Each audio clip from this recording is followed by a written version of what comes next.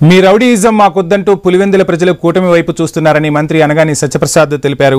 ఇప్పుడు ప్రశాంతమైన తిరుపతిలో వైసీపీ నాయకులు అలజడి సృష్టిస్తున్నారని విమర్శలు ఎక్కుపెట్టారు. భూమన అనుచరులు దాడులకు పాల్పడుతున్నారని మంత్రి ఆరోపించారు.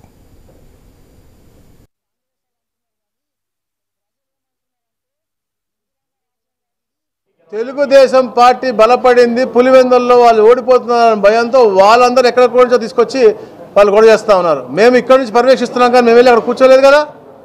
బయట వాళ్ళందరూ వెళ్ళిపోయి అక్కడ కూర్చొని గొడవ పెట్టి భయప్రాంతం చేసేవి అంటే వాళ్ళ విధానం.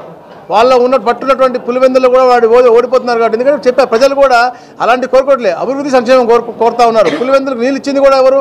చంద్రబాబు నాయుడు గారు. చాలా బాధాకర విషయం. దళిత యువకుడు ఏదో రెంట్కి మోటార్ సైకిల్ తీసుకోవటమో జరిగింది. ఆ మోటార్ సైకిల్ డబ్బులు కట్టలేదు సార్. డబ్బులు కడతారో పెడతారు, చాలా మందికి చాలా లావాదేవీలు ఉంటాయి, చాలా ఇబ్బంది ఉంటాయి.